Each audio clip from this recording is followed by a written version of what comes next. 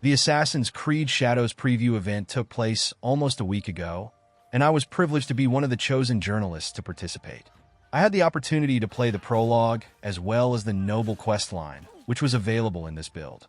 As with all Assassin's Creed games, the prologue, or the game's introduction, took me a little more than half an hour, up to the appearance of the game's title.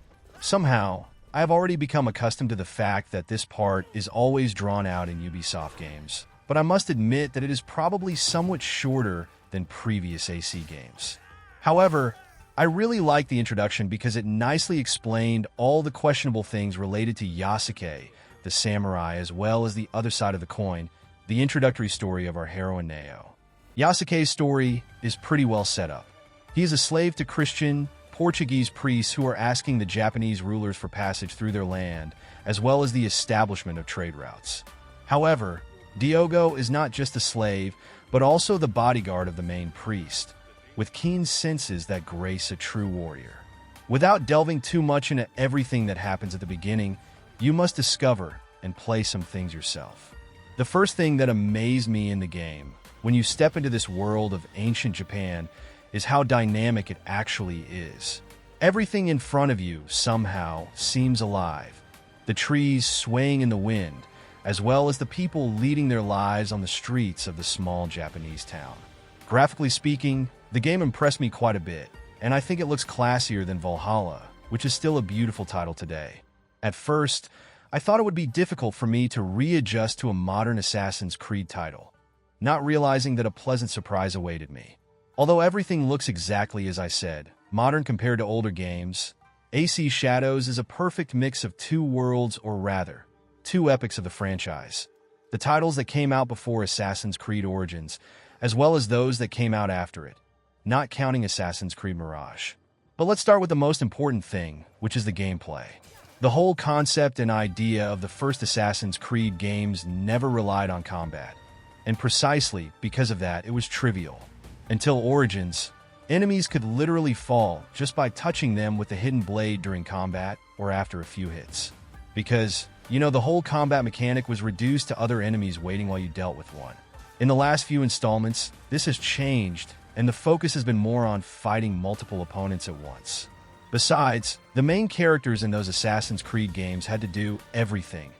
Be stealthy, resourceful, but also strong in combat. Starting with Origins, when AC titles began to be more RPG games than anything else, combat was the focus, while stealth was optional, except in some rare moments. Because of this, all the characters you controlled were just that, heroes in every possible way, jack of all trades, as they would say. Assassin's Creed Shadows is not the first game where we have two main characters, but it is the first where the gameplay mechanics differ drastically between them. Yasuke and Naoe, although separate characters in the game, are actually a perfect combination of assassins from other games in the franchise. Or rather, a perfect assassin split into two characters you can play with. Because of this, I will separate them in the next part with explanations. Yasuke is a great samurai, sometimes clumsy, with slow but very strong movements. Imagine Eivor from Valhalla, but with even greater raw strength and, of course, a rather terrifying appearance. A character who simply craves conflict hand-to-hand. With much higher health and stamina, he is able to cut down many enemies who oppose him at once. The intelligence of the enemies is similar to AC titles after Origins. They do not wait to attack one by one, but all go together at once. Yasuke even handles those situations quite easily and calmly. In those moments of fighting a group of enemies, their comments are the best thing, where you can hear their fear and practically disbelief at what they see in front of them. A huge black samurai with his long katana, naginata, or ultra-fun kanabo weapon. Because of this, playing with him is a unique experience in every way, a way of playing that no Assassin's Creed game has offered before. Because of this, it is incredibly fun to play with him, watching everyone fear you while you literally trample everything in front of you. However, this does not mean there will be no challenges, because even Yasuke, no matter how big and strong he is, will not be invincible.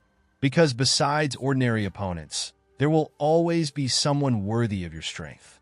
Precisely because of his size and raw strength, Yasuke will not be the best option if you need to chase someone, run across rooftops, and jump over fences. Or rather, Yasuke will not be able to do that because of his weight plus the weight of his armor. If you try, a humorous comment will follow from him. Even jumping from tall buildings will be hilarious, where he will say something like, "I hope nobody saw that."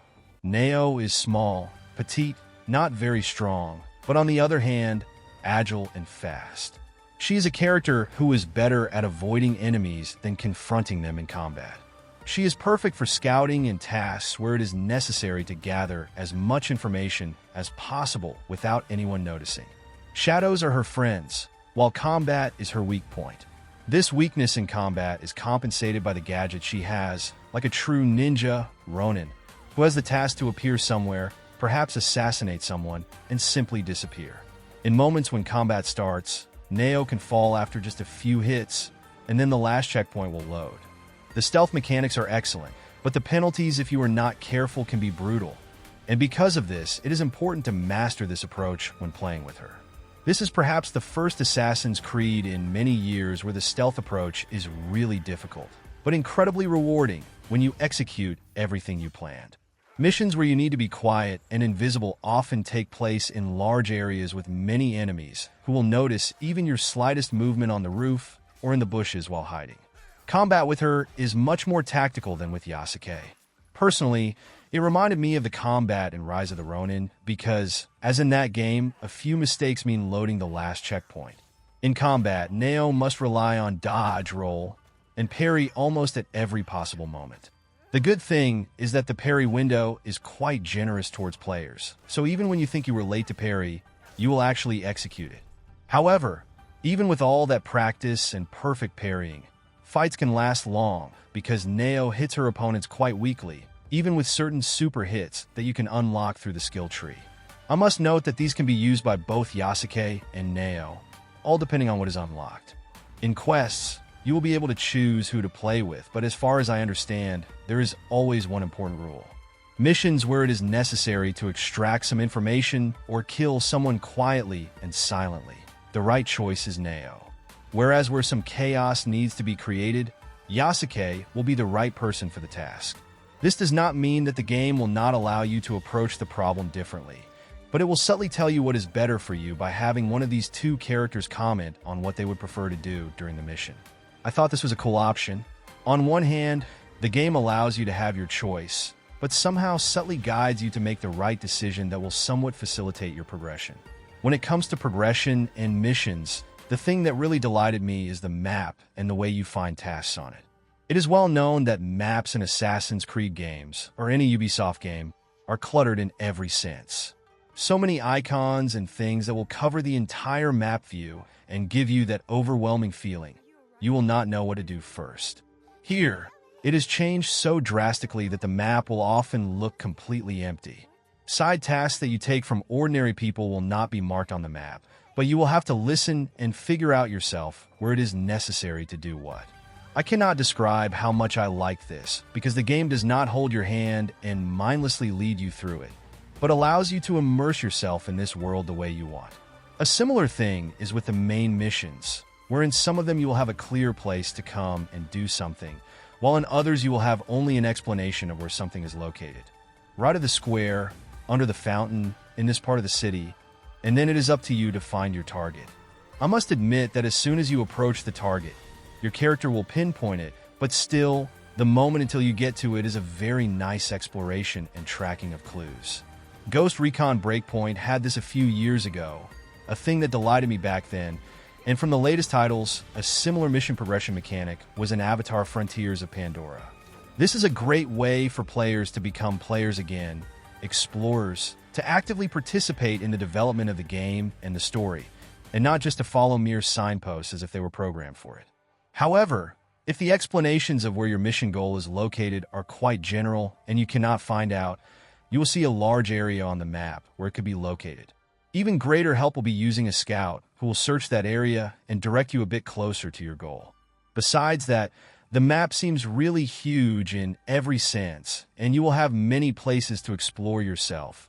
Places that hide some secrets and where something interesting is always happening. Interestingly, when you see that vastness that is beautifully done, you will think it is empty. But when you start exploring, You will see how many places are hidden in the forest, on the hills near the quarry, on small farms where seemingly nothing happens. The game simply yearns for exploration, which makes me very happy. This mechanic not only prevents the map from being cluttered, but also includes players in the game. Imagine, it makes players play this title to explore, to feel like playing a title from 20 years ago, when the so-called hand-holding or yellow marking mechanics did not exist. The rhythm of progress in this game is excellently done, at least in the prologue and the set of missions that were at our disposal. In the game, you will have the ability to build your settlement, something like in Valhalla, a place you can call home in this game, which will serve you to develop various techniques, practice in the dojo hall, and satisfy all those who support your cause in this game. It is interesting how such a short experience playing this game provides so much to say about the new Assassin's Creed Shadows title. This only shows how much this game will differ from previous titles in the franchise. I believe I will have a lot to talk about when the game is released this March. I think this is a perfect combination of old and new, classic and modern titles from the franchise. And above all, something that this franchise desperately needed, the refreshment we have all been waiting for. Assassin's Creed Shadows will be released on March 20th this year for PlayStation 5, Xbox Series consoles, and of course PC. Your wife married a courageous man, did she not? You dodged your would-be assailants and gathered vital information from them. You are resourceful. I guess you're right. Fine. Back to Himeji Castle. Oh, and maybe I'll check on my wife. Or maybe not. Oh, she's going to kill me. And I have you to thank for that.